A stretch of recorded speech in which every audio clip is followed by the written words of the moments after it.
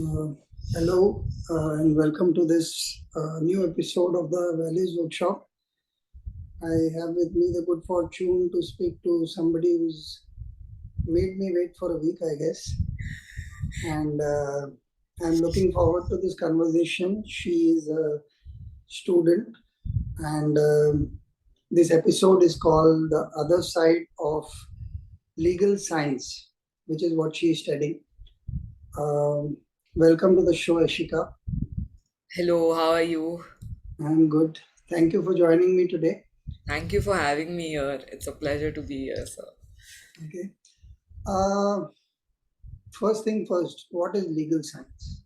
So basically, to explain a layman what is legal science, it is nothing but the gist of law. To learn about law's nature, to learn about law's principles. That is what legal science is all about. So for us, the subjects that are included in legal science are economics, sociology, legal language. So English, these are the subjects we've learned in the first 3 years of our degree, along with the other usually in every semesters we have one proper law subject and the rest were these legal science subjects. So basically the purpose for this is, when we start doing law, no one's ever prepared what's going to come our way. So to just get students into that thing ki, yes, you have to do this, you have to do that, they start off with the very basics. And I guess that's what legal science is, the very basics of law. Okay, that gives me another question. So, what made you opt for something like legal science? What is the mindset that a student approaches a degree like this from? So for me to take legal science was because firstly MHCT did not offer me the opportunity to do BBA LLB. The only option I had was BLS LLB. And on the second note, I feel BLS is an advantage because we get to learn about the legal language, and you get to learn about the legal words, the legal terminologies. When we write a case law, below the case law, we have to write citations. So citations have different AIR, SC. So when we start learning law, we don't know the meanings of those things. But no, legal science helps us know what is this, what you are writing, what you are doing. So, this doesn't get covered in LLB, is it? No, LLB is proper law. We learn about criminal law, corporate law, administrative law, constitution. That all comes in the proper law. Legal science is basically the very basics of law, where you get to learn, uh, you know, the basics of law, where what you need to do, how you need to do it, what all the terminologies. There are so many terminologies we use in our everyday life in a legal aspect, and we don't know the actual meaning about it. So to Okay. just create a proper base, I guess that's the reason we opt for legal science, most of the people. Okay. Sorry. Uh, so, is there a better degree between the two, or they are completely different aspects? They are completely different. So BBA is business administrative, and BA is bachelor in business again. BA and BBA. So I guess private universities offer that option to you. MHCET does not. Okay. Um, okay. Moving on from here. Uh, in the first 3 years, you said that the legal aspect doesn't get covered too much. It's more about basics of understanding of certain subjects. Did you feel cheated then that, oh, I've opted for law and I am doing a regular thing or what? No, I honestly did not. I mean, when you take a 3 year course, that is after you completing your undergraduation, your 1 year gets wasted because you do a 3 year course from the undergraduate college, and 3 years, then you go for law. Here, the whole law course gets over in 5 years, and I get both degrees, my BLS degree and my LLB degree.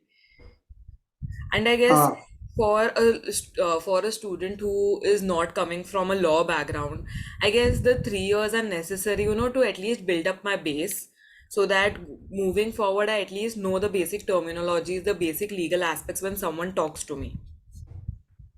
Okay. So my question was more from a mindset thing than a practical answer to the whole thing. The idea was, I am coming from a completely zero background to law, except that I've read a lot of Perry Mason. I'm unaware if you are, but it is like a fictional series by a writer called Earl Stanley Gardner. Oh, And Perry Mason is a lawyer who takes cases to the nth part of the law. Like it is just about to be criminal, but it is not. So it is legally correct, and it makes for delightful reading in terms of fiction, obviously, but a lot of understanding of law. Um, I do not know if it is correct or not, but it made for interesting reading. So I'm asking this question. Sorry. To me, when one is studying law, I would have thought that they are going to, if I were to study it, it's like, yes, I'm getting right into the meat of things and how to be clever than my opponent and how to fight my case and win it and understand the legality to the nth degree and push it for people to understand it and get my defendant out or accordingly. So, is all of that fiction or I well? mean, when anyone, any person enters into law, they have that mindset. Even we do, but again, you know, uh, how do I say it? You know, when you actually sit to do law, it's not that easy. It doesn't make you clever. It just eats your head in and out. The number of sections, the number of articles you have to learn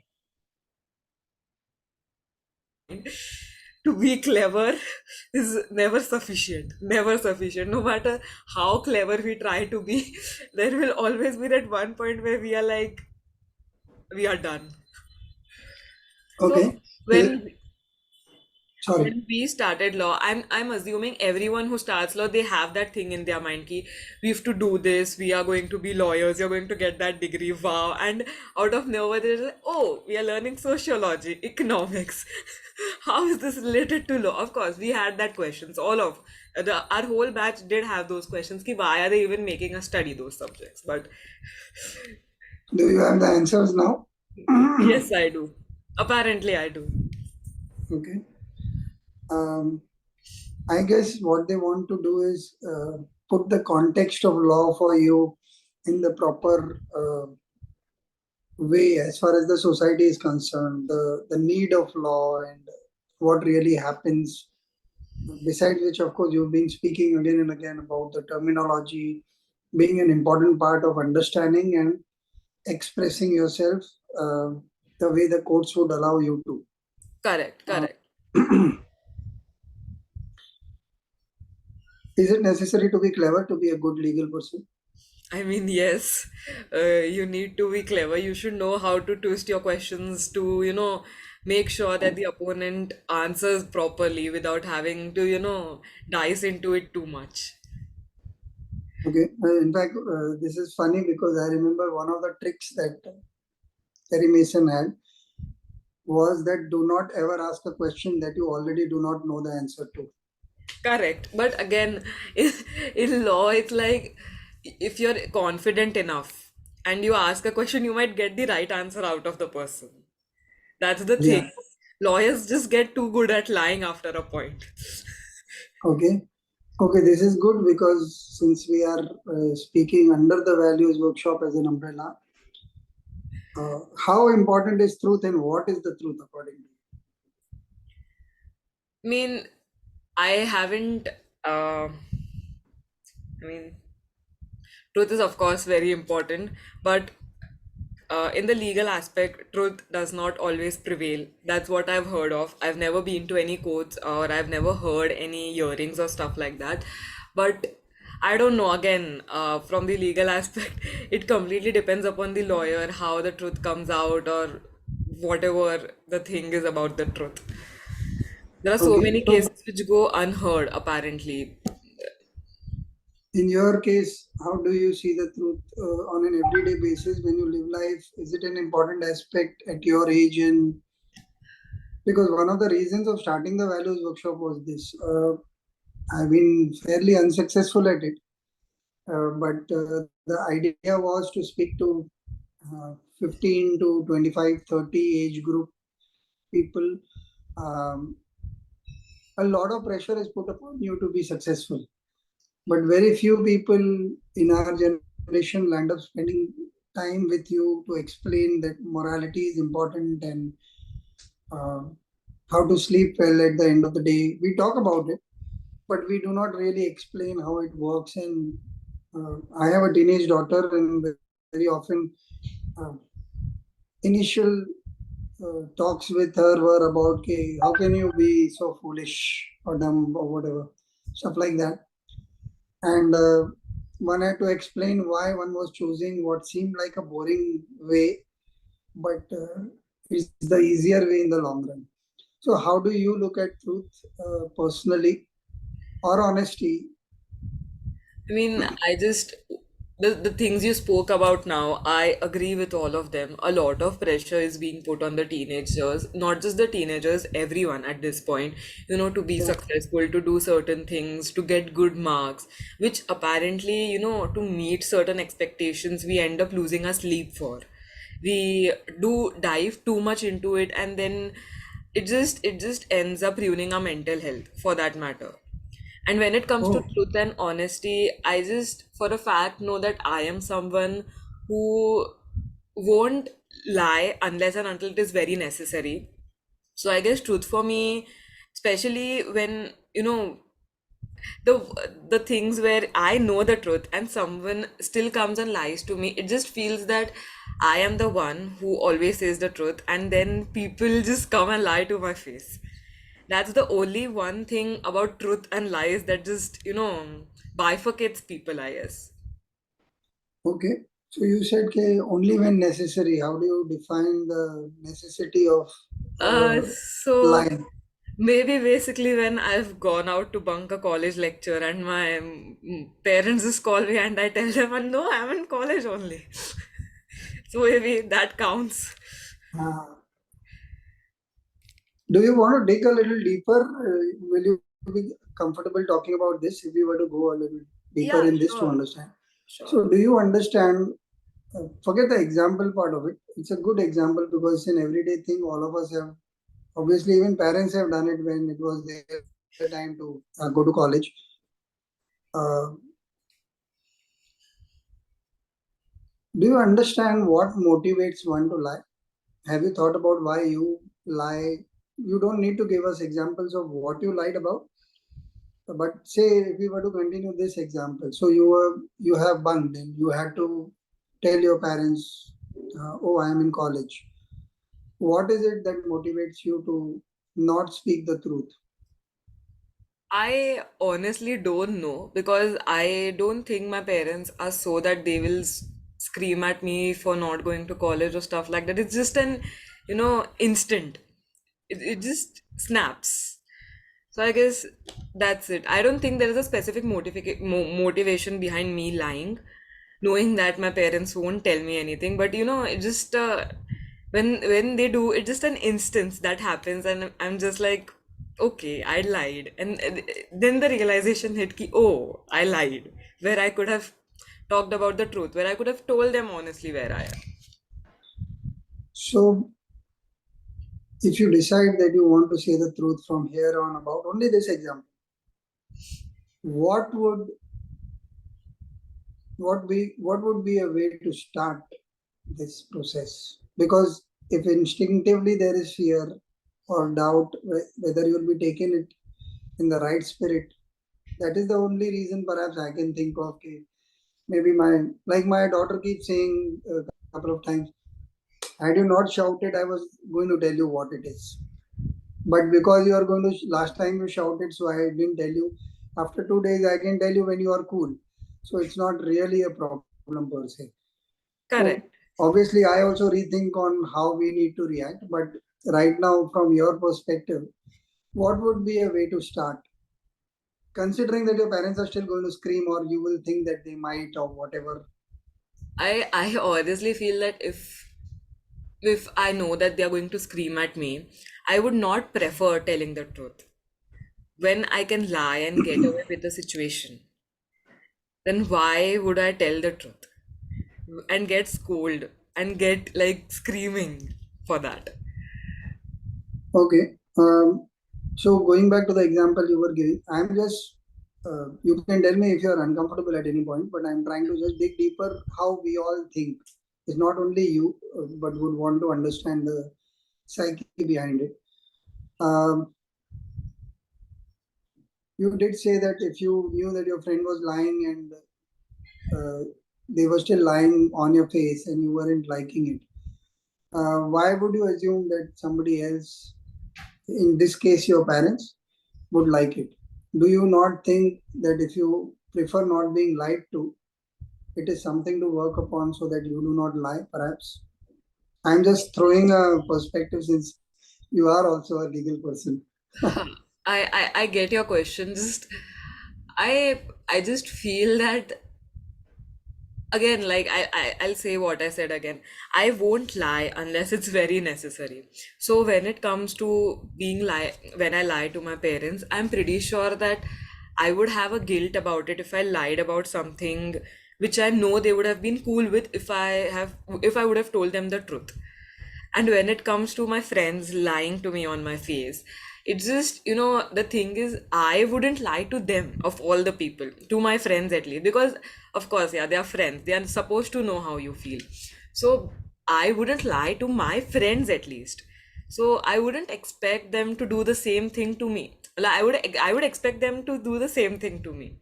I would expect that they don't lie to me. That's the thing. Okay. So if your parents were to bring this argument to you that they have been saying the truth always and they expect you to do the same, how would you tackle this then? I honestly don't know. I can't imagine No, of a I would. situation. They are thinking aloud.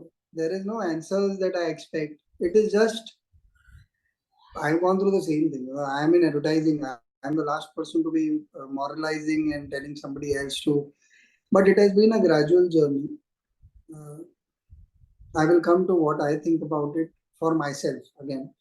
But I'm trying to understand if, well, it is a good practice for you being a lawyer. There will always be an opponent who will be as smart, perhaps, and throw some or the other point of argument. So, in that case, also. But I'm more genuinely interested in the authenticity of this whole emotion. There is a reason why somebody we love, in our case, our kids, whom we are trusting, are doing the right thing, and we trust our parenting enough. And if we are not able to bring that up in you, then I would want to know where is it that there is a mismatch of expectations, perhaps. I mean, of course, there's a generation gap, if I must say. To make parents understand certain things, it becomes very difficult. Okay. Because I just feel that they think things from their perspective, and I'm not saying that parents are wrong in any way, but what we Yeah. think and what they think, it's a huge difference. What they think Yes. is from their perspective, they think it ki what we are doing at the moment, it is wrong for us. But we as kids know why we are doing it, for the reason behind doing it. And for some reason, even if we try to explain it to them, they they have that perspective in their mind, and they would take a while to understand that. I'm not saying that they won't understand it itself, but they would take a little bit time to understand what we are trying to say, understand what we are trying to do. Um, it's a very beautiful answer, actually. So, do you think it is worth investing time to explain to the parent? And I'm not even digging deep so that you keep doing this. The idea is only one example. Because it's an example, we are just continuing to catch the thread of where it is going. Um, is it worth spending the time investing in explaining to parents and uh giving them at least the first chance? Okay, these are things I might do, and if you do not put pressure, I'll be feeling free enough to speak and share my thoughts about it with you. And I do want you not to put pressure on me, because only then I'll be feeling comfortable enough to share this with you. Maybe that's a start somewhere. It is. I agree. I honestly feel that, making parents understand something, it might take time, it might take months, but I just feel that at the end of the day, knowing that, of course, we are their children, so they'll understand from where we are coming from after a point of time, they'll understand. It's not that they won't understand, but they'll take some time to understand. Ki we do not have to put pressure on, they do not have to put pressure on us, we'll do it on our own. Just when we need some motivation, when we need you to be there with us, just be there with us. That's the Good. only thing. This is wonderful. So now I want to go to the timing of when one should do this. My understanding has been that when situations are tough, or when you are doing the bunking, to continue that example again, or when you are in the middle of the tense situation where you think you can or you cannot, that is perhaps not the right time to be doing this. If at all we need to do this, we need to do this much before we do the bunking. Correct, of course. We need to do it before we start lying. Ah, so it will help us stick to one sense of morality with people who have trusted us, Correct. um, and give a chance, give a fair chance. I'm not saying that the parents would agree necessarily. Um one of I the don't think that they will disagree even. They might not agree, but they won't disagree also. I mean, Yeah, I have.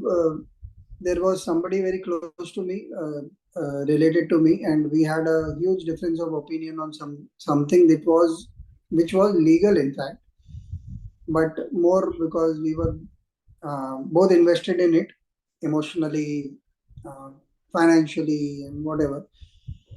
And I just stuck to my truth. I had the same problem that you had. That relative was elder to me, and I couldn't continue. Uh, Initially, I was quite heated up in my head about the fairness of the situation or stuff like that. But over a period, I realized that I've had friends who've given me good counsel on that, and I've stuck to that. No, just stick to your truth. Don't get carried away by the emotion of what you're doing. I guess that is also one of the points that one has to understand, because both parties are equally convinced that they are right. correct. And unless you are calm and cool headed, you are unable to come to the solution within your head. Forget whether you win the argument or not.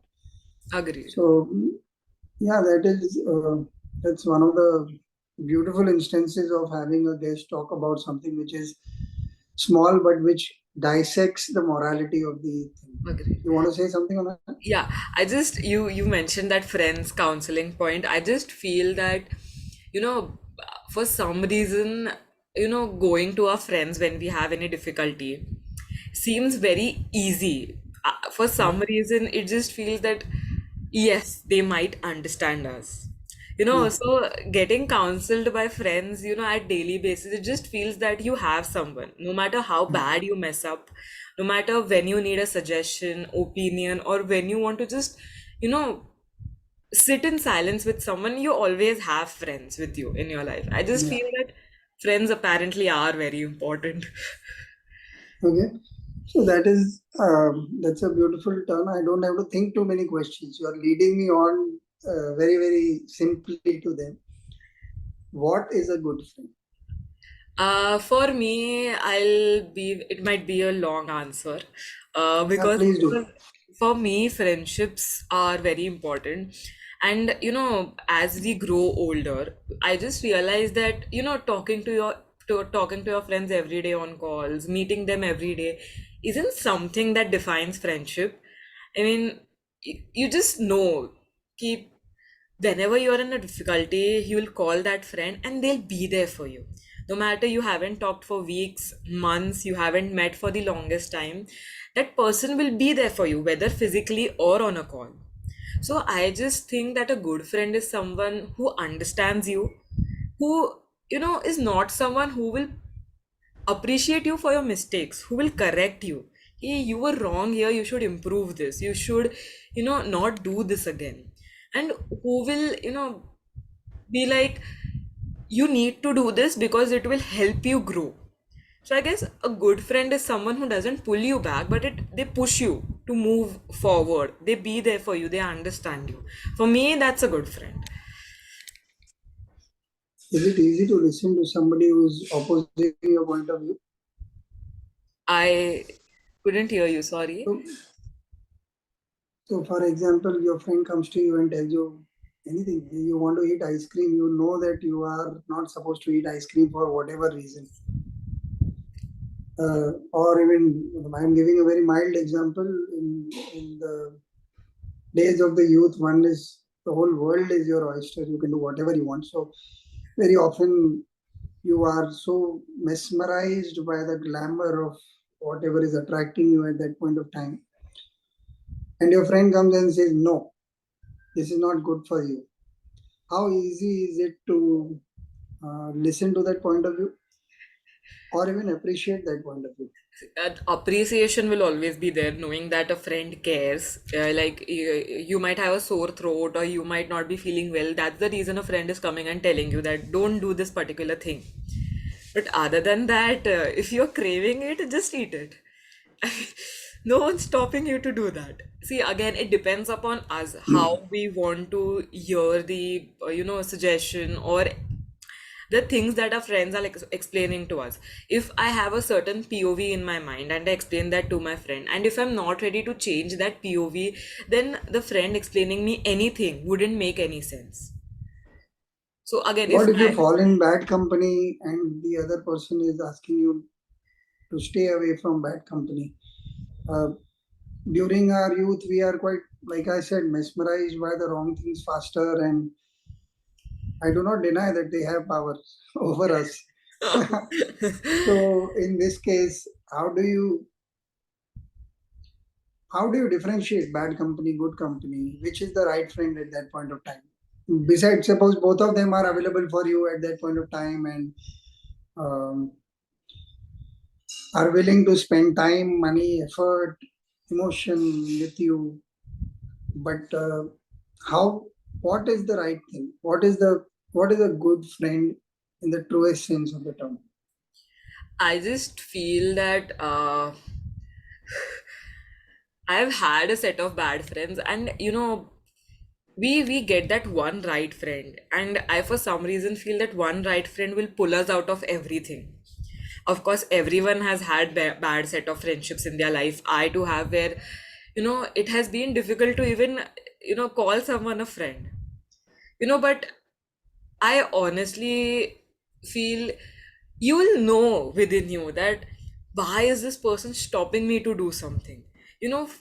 A bad company will always bring you down, no matter in what way. They might be there for you, but instead of caring for you, instead of making you understand, they'll keep blaming you. And I just feel that even if our friends are wrong, instead of blaming them at that particular moment, we can just console them and, let it go for the moment. And then we can explain it to them later. Ki you were wrong.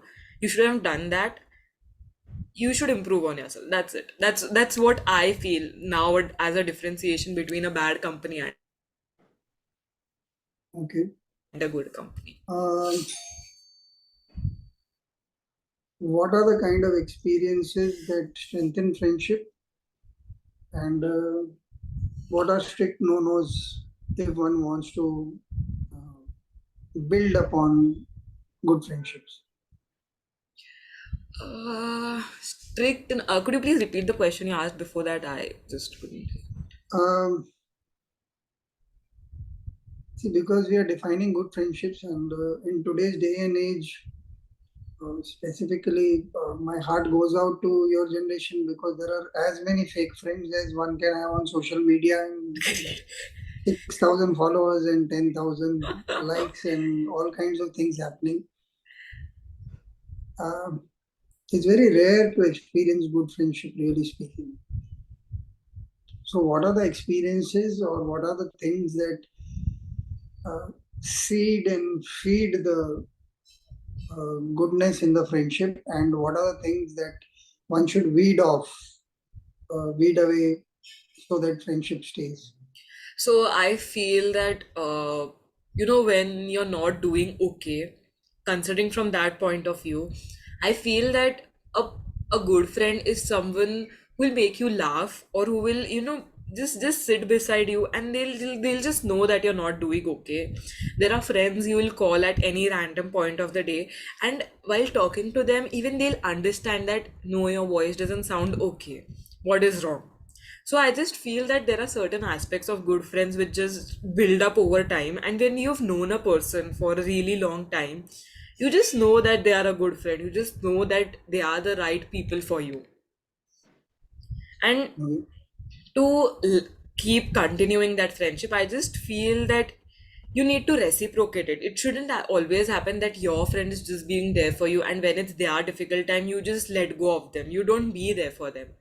I just feel it's a two-sided thing rather than a one-sided thing, where you also need to take time out for your friends.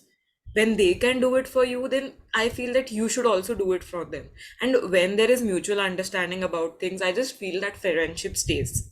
No matter how many fights, the friendship stays. How important are good habits to the building of good friendship? Very important. Very important. Can you explain with some example that you can think of? Good habits in the sense, um, probably you're not talking to people properly. For some reason, I just feel that how you talk to people, not just family members or the people you know, how you talk to a local rickshaw wala, how you talk to a bus driver, the way you say thank you. I just feel that people notice, that people observe how of a person you are, how you deal with strangers. I just feel that is one of the good habits which people tend to see, which people tend to observe, and they just feel that this might be the person who will be a good friend if they are being so good to the strangers outside the world. Okay. But in your case, this is an example that was generic. Is there anything that you realize is the cornerstone of whatever friendships have lasted for you? What is the reason they have? I again, I honestly don't know. I just think that some friendships just stay. Again, the mutual understanding thing, knowing ki whatever happens, this person is just going to be there, not taking the person for granted. The small aspects, like they always say, the little things aren't very little. And it's Okay. true. There are things where you get hurt, where your friend gets hurt. I just feel that instead of creating a huge misunderstanding, sorting that out, sorting your fights out, I just feel that is also a very good thing which leads friendships to go forward rather than stop them in the middle. Because misunderstandings are the core when it comes, when people end up losing friends. So I Yeah. just feel that talking to your friends when they've messed up or you've messed up, when either of you have hurt each other, instead of creating that misunderstanding, just, talking it out, clearing it out, that what hurt you, how it hurt you. I just feel that that is one of the biggest things when it comes to friendships. And the second thing is ego. I just feel that people shouldn't be keeping ego when it comes to friendships which are, very important, the friends which are very close to you. I just feel that. Okay. Good. I think basically you're trying to say clarity, transparency, um, being there in good times and bad, showing that your character is as important as your relationship, investing time, effort if it matters to you.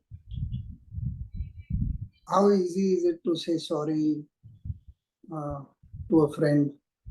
As for me, I honestly, when I mess up, I don't mind saying sorry a million times also. So if my friend messes up, I'm pretty sure that they are going to clear it out. But for me, to tell sorry to any other random person, I wouldn't be willing. I would be like, why should I apologize? You're not even that close to me. But for my close friends, for my good friends, I just feel that I'll apologize, and I'll make sure that it gets cleared out. It's I don't want to lose the person in any manner whatsoever. So if a sorry can fix it, then why not? Maybe that is what truth is. because here again it cannot get cleared fully unless there is honesty on both sides, because instinctively we do know whether we are lying or the other person is lying. Yeah, there can be a misunderstanding that you haven't understood the problem properly and you're miscommunicating because of that, which is fine, which I think time clears for all of us. But otherwise, if it is intended mischief, then I think on either side, then the friendship is difficult to maintain. Agreed. Uh, how important is it uh, that friends do well together? So, for example, if you are doing very well in your exams and I am your friend and I am not doing very well in my exams at that point of time, is it important that we share the same kind of this, or is that not very important? And this I am giving you a basic example. It could also be financially, it could also be socially, or whatever. As for me, it is important. Uh, from the exam point of view, the example which you gave, I just feel that if you have something in you that can help the friend, if you have certain, external notes or something like that, external links which may help your friend, you should provide it to them instead of keeping it to yourself and just saying ki, I didn't know you have it or you did not have it, so I did not send. And coming to the financial and other aspects, I just feel that it's important to some point, not very important, but important to some point. Uh, I just, I've always heard people around me say that people coming from good backgrounds, good backgrounds are hold a very different place. And if you again like you gave the example of a bad company and a good company, if I roam around with someone who lives in a chawl and I roam around with someone who lives in a building, my thinking process would be very different. uh, you know uh, Coming to the financial point of view, when we hang out with our friends, there are so many times when we tell our friends, I'll pay yours today, you can pay next time. There are some people out there, I've seen my friends be in the situation where people fight for 10 rupees as well. So To pay or to to give? pay, to pay in the sense they'll fight with the shopkeeper in that sense. ऐसा ऐसा झगड़ा नहीं कि you pay I pay, not that way. It's just they when we go out and your friend has to pay you 10 rupees, you'll just say it's okay, don't pay. We'll be like it's okay. But there are people who fight for that as well. So I guess, you know as for me, I just feel that it is not something, you know which would lead to a good friendship ahead. That's what I feel. Okay, so then I would want to clarify. I've had all kinds of friends all the time. I too, One, I'm telling you, I've too had bad friends. I'm telling you, I've had bad company. That's the reason no, no, I'm. I don't even mean it as bad company. I'm saying I've had friends who come from economic backgrounds which are not as privileged as mine, but I found that they're not miserly. Whenever they have the money or whatever is their wherewithal to pay, and so it's a mindset thing more than a shawl thing, because you might land up finding gold in a place that you did not expect. Agreed. In Again, that sense, like I said, I've understood that from close quarters. agreed. I won't deny it. Again, it's a mindset thing. I'm not denying it. It's just my mindset. That's what I feel. Yeah. Uh, so yeah, Matab, you don't need to be defensive and go out in a place where you might land up getting a good friend, even though they may not come from social or socio-economic backgrounds which are equal to us. That was just to put across a point. What makes a good legal person? Being clever, like you mentioned that point, it is very important. Knowing your facts. When you go in a court, you can't just go there and stand and talk. You need your facts to be clear. You have to go with a proper mindset. You can't go with a, for example, if the opponents, the two lawyers who are fighting, if you have a personal grudge against each other, you can't take that to the court. You have to act like decent citizens there, and you have to fight the case. I guess knowing your facts, being a good person in general, and I guess as for me, ab tak to I have known these two facts are very important when it comes to being a good legal person. If one is not clever, then, and I have already joined the course. No, I'm actually, it's not to throw a spanner in your works. I'm trying to understand, say, if I do not have the background. I've done engineering and I've been bad at engineering and then got into advertising. And every 10 years, I've changed my field. So, So again, that doesn't mean that you're not clever. Again, when a person starts doing law, that's the moment they realize that they have the capacity to learn so much. When we started doing law, even we did not know that we were this clever, that we could learn so much. And as the time goes, you realize, that yes, we can do this. Maybe not very major things, but maybe minor things like learning sections, um, reading newspapers, keeping yourself up to date with the new case laws that come and stuff like that. I think that is possible for anyone. Just keeping those, remembering those when someone talks to you, I guess that's more important. so yeah, actually, that's what I wanted to hear. So, hard work can change your station and your thought process. It definitely can. It definitely can. Um, sorry.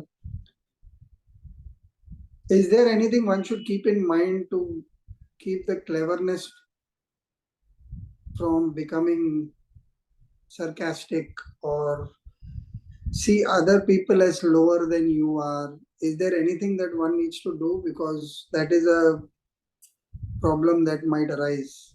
I I've had that issue when I I was younger, far I too much. honestly don't know the answer to this. I'm clueless about this. If you have anything, if you could let me know. Um, I think over a period, I realized I may be smarter than you. I can put you down. I can be, being a writer, I have a clever quip every second line. Uh, by my questions, at least it might be apparent by now that I can think and trip Very you quickly. every now and then. But I realize over a period of time, life is smarter. And I might be better than you, but life decides to trip me exactly where I am overconfident. It does not care uh, about anything except the intent in my heart. If my intent is that I am being clever so that you can also be clever, so that we both rise, it might be kinder because I do not have any enmity or any kind of one-upmanship to um, prove. But the moment, even with this, um, on the days when I approach a guest and I am like, oh, I have all of it sorted. Ashika is coming, and I'll just figure out what has to be done. And your answers do not give me any question. And I feel miserable in the moment itself, and I have to be quiet and calm and look up to you and respect you. Unless I do that, I will not have my next question. I cannot approach thinking that oh this is her first podcast. अरे मैं तो हर हफ्ते कर रहा हूँ and I have done 200 guests or 400 guests or whatever it is. It doesn't work like that. Life and nature love catching me where I feel that oh I have got it nailed. It does not like um, um, what would I call it? Being sure. It wants me to be alert. It wants me to be aware. It wants me to be mindful, but it does not allow me to think, oh, All I've got it, sorted. and oh, I am here. Oh, I am the best. No, it doesn't allow me to be the best. At least in my case, I have worked towards it. And also, another thing that has worked for me, since we did start with truth and line, over a period, as I started becoming more truthful, I realized it is a superpower. Something about truth saves you when you are really up shit creek. Like you know that you are not going to get out of this anyhow, and you just stick to your truth. Of course, you will go through bad times, and you will have sleepless nights at times, and you will wonder what to do. Like I've had in the initial part of my career, me and my partner. In advertising, there are copy and art partners. So I was the copy guy, and I had an art partner. And we had one client that we fought with every year on money without fail. And because I was practicing meditation, I was trying to be kinder and compassionate, but I felt so cheated about it that I would write mails and read them 10 times that I am not writing anything that will hurt him, but it will present my case in the best manner where I will not hurt him because he's hurting me. And it took all my effort to, okay, this word sounds a little hurtful. I'll remove this. But I will make my point. Now, you should have paid me. And till date, luckily, that client is one of our best clients. And we work like once or twice a year, like special projects. But when he has a problem, he knows these are the guys to go to. And the kind of work that we do for him gives us the best happiness. And yet, this problem, in fact, I mentioned to him last, I think, couple of months back, we were sitting somewhere and talking.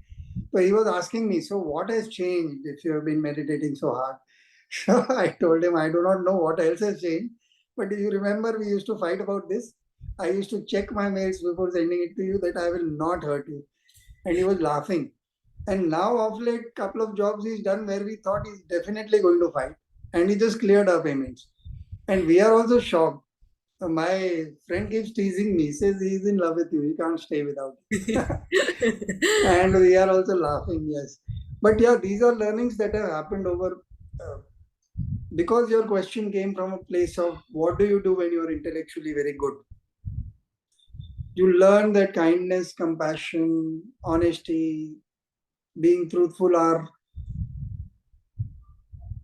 superpowers. They actually solve so many problems. Whereas, even when I asked you, um, like I know sometimes when I have spoken to my kid, I have become the kid while speaking. I said, this way you spoke to me, I didn't like it at all. And she was hurt that how can you talk like this? I said, no, I really felt hurt because how can you talk to me like this? So after a while, she came and she said, I realized that you came from a point of view. I may not agree to your point of view, but I do realize that you were hurt about my. Like she used to make fun of me in front of my friends or something like that. And I said, look, I do not belittle you in front of your friends. I try and keep it between us. So you cannot be saying things which are hurtful because I will not stop you. I am honest. I know that you are honest what you're feeling, but why are you feeling like this? I have never behaved like this with you. So then after that, I we never had that problem. And I realized that it was one of the best things to do. Like as a parent, you don't want to do it. You just say कि एक दूंगा और चुपचाप वो करो जो मुझे करना है. मैं बोल रहा हूँ. So actually though that is Indian parents don't think anything else, honestly. Indian But parents. it gave me a lot of confidence that no, you can put your truth out there. And age notwithstanding, people are everyone is a human being. They understand. They have the maturity if you trust the truth. Communications can apparently fix a lot of things. I mean, just Oh yeah, communicating can. yeah. Uh, so one last question: uh, if you were to be a successful lawyer, what are things that you would want to be remembered for? Somebody comes to Ashika and says, "This is what she is good at." What would you be good at? So, hopefully, I'm hoping that happens one Yeah, day. So, when I started law, my father still, he tells me one thing only. He'll tell me that sometimes there might be people who desperately need your help, but they won't be able to provide you with money. There might be people who might have had any case, some money issue or anything that might have happened. They might not have money to give to you, So just fight their case. It's okay if they don't have money. There's nothing you can do about it. But you fighting that case, you will take their blessings. You will know you helped someone when you could have. And he always tells me that's the best thing, to carry people's blessings. Why do you want to be bad in anyone's books? If you can help someone, help them out in any manner whatsoever. So I guess I want to be remembered as a person who did not bring the money aspect while fighting cases or while making drafts, who made sure that her client won, or at least reached a proper POV, or a proper you know judgment, where Just settlement. settlement, where her client at least got some money or some justice, whatever the case might be. So I want to be remembered as a person who will do things even if the her client doesn't have much money to give at the moment. My father always told me this thing. He still tells me that thing only. Whenever you get a case where the person tells you that I don't have the money to give it to you, I'll give it to you over the period. So just tell him it's okay, you can give as and when you fight time. If they give you, it's okay. If not, just note that you helped God in some way and let it go. So Wonderful. So, on that lovely note, it's yes. been such a pleasure to speak to you, and I wish that you become as good you as you want to be and more. Uh, Thank you. may there be more kinder people, better lawyers, truthful lawyers. May justice prevail for all of us. Uh, Thank you so much for speaking today. Thank you. Thank you for having me here. It was a pleasure talking to you. I'm someone who's literally, very nervous when talking on, camera on laptop for some reason. I don't know why. No, no, I don't think. I think you're a natural. You should just take that thought out of your mind. Yeah. You've been wonderful. Thank Thank you you. so Thank you much. for having me, sir. It was a pleasure talking to you. Yes. Bye. Thank you. Have a good day. Bye bye. You too.